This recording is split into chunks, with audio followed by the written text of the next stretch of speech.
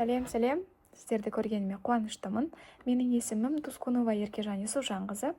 Біз алдыңғы тақырыпта фонетика саласының алғашқы сабақтары тіл, дыбыс, әріп, дауысты, дауыссыз дыбыстар деген тақырыпты өткен болатынбыз. Енді сол тақырыптың жалғасы ретінде бүгінгі өтетін тақырыбымыз орфоэпия және орфография. Бұл сабақтан күтілетін нәтиже сөздердің дұрыс жазылуының ұстанымдарын өтетін боламыз, және де сөздерді дұрыс айту заңдылықтарымен танысамыз. Енді бұл тақырыпты бастамас бұрын тақырыпқа арналған кішігірім түсініктеме беріп өтетін болсам, бұл тек қазақ тілінде емес, сонымен қатар барлық тілдердің ортақ заңдылығы, яғни бұл ағылшын тілінде, орыс тілінде, француз, иран, араб тілінде де кездесетін ортақ заңдылықтар. Қарапайым мысал айтатын болсақ, орыс тілінде бір сөздің әртүрлі екпінге түсуі арқылы әртүрлі мағына беруі мүмкін. Мысалы, замок деген сөз қазақ тілінде қамал деген мағынаны білдіреді, ал егер де біз оны замок деп айтатын болсақ, онда ол кілт деген мағынаны білдіреді. Байқап отырсаңыздар, әртүрлі екпін түсу арқылы әртүрлі мағынаға ие болады. Бірақ қазақ тілінде бұндай заңдылық жоқ. Қазақ тілінде барлық екпін сөздің аяғына түседі, дегенмен де сөздердің айтылуына байланысты әртүрлі ауытқулар кездеседі.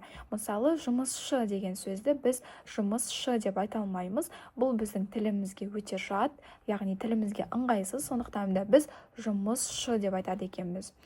Бұндай тақырыпты қарастыратын сала бізде орфоэпия деп аталады, яғни қазақтар бұрыннан өмірді жеңіл қабылдаған, яғни өмірін қатты қиындатпаған, қалай бар, солай айта берген болатын.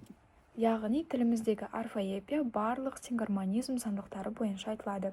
Енді бұл не үшін керек, қажеті қанша деген сұрақ туындауы мүмкін.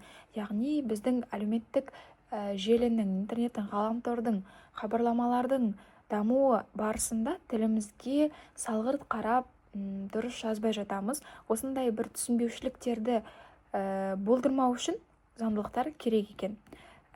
Пабликтерде, Инстаграм, ТикТок желілерінде сыйса 30 жас деп жаза салыңызшы деген әзілдер көптеп кездеседі. Сол сияқты мәселелер болмау үшін біз осы заңдылықтарды оқып, қарастырып, алдын ала алуымыз керек.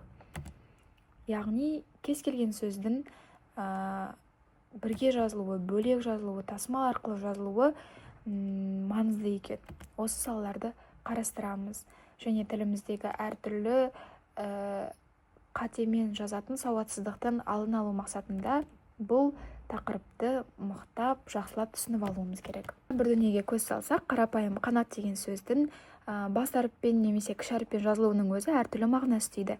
Егер де біз кішкентай әріппен жазатын болсақ, яғни ол жалпы есім барлық ұшатын құс атауының қанаты болса, ал егер де қанат деп бас әріппен жазсақ, онда ол кісі атауы, яғни жалқы есім болуы мүмкін. Мысалы, Қанат Әлжапаров. Ендеше біз сіздермен бұл тақырыпты не үшін оқимыз, бұл саланың маңызы қандай деген сұрақтарға жауап алдық, толық түсіндік деген ойдамын. Енді сабағымыздың негізгі бөлімін бастайық. Орфография. Орфография дегеніміз грек тілінен аударғанда дұрыс жазамын деген мағынаны білдіреді, яғни сөздерді дұрыс жазу ережелерінің жиынтығы және оны қарастыратын тіл білімінің бір саласы. Орфография дыбыстарды, әріппен таңбалауды, сөздерді, оның бөлшектерін бірге, бөлек, дефис арқылы жазуды, бас әріптің қолданылуын, тасымал тәртібін белгілейді. Ал орфоэпия дегеніміз керісінше дұрыс сөйлеу, яғни дұрыс айту деген мағынаны білдіреді. Сөздердің, сөз тіркестердің дұрыс айтылу ережелерінің жиынтығы. Тілдегі сөздердің айтылуы, жазылуы бірдей бола бермейді. Қазақ тілінде бір сөз орфографиялық нормаға сай жазылса, оның оқылуы мүлде бөлек болуы мүмкін. Осы саланы қарастыратын орфоэпия саласы. Ендеше, мысал келтірейік, көрікбай деп жазамыз, бірақ көрікбай деп оқимыз. Көк гүл дейміз, бірақ к мен г қатар келгенде көк гүл деп оқиды екенбіз. Келесі, қарала, қарала деп жазамыз, қарала деп оқимыз. Сәтбай деп жазамыз, бірақ сәтбай деп оқимыз. Ашса, ш мен с бір-біріне әсер етіп, ш-ға ауысып кетеді, ашша. Көзілдірік, көзілдірік. Жолын, жолын деп оқиды екенбіз. Осыған байланысты ойынымызды ойнайық. Көрікбай деп жазылуы көрікбай. Дұрыс. Келесі. Көкгүл. Көкгүл деп жазылады. Келесі жассын. Жассын деп жазылады. Қарала, қарағала деп жазылады. Ойын аяқталды. Келесі ойынға назар аударсақ, дұрыс буынға бөлінген сөзді табыңыз.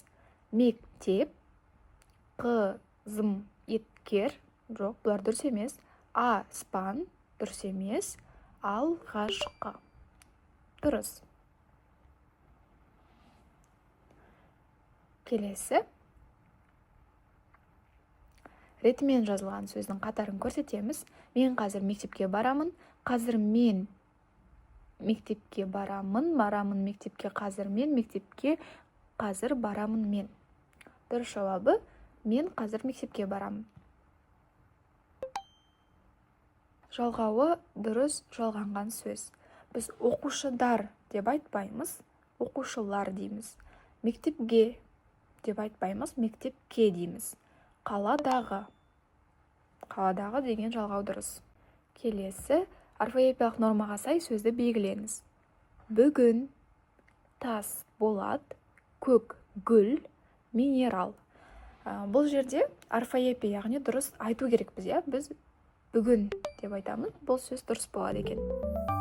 Менің сабағыма назар салып, тыңдап, қатысқандарыңыз үшін көп рахмет. Сіздерді көргеніме тағы қуаныштымын.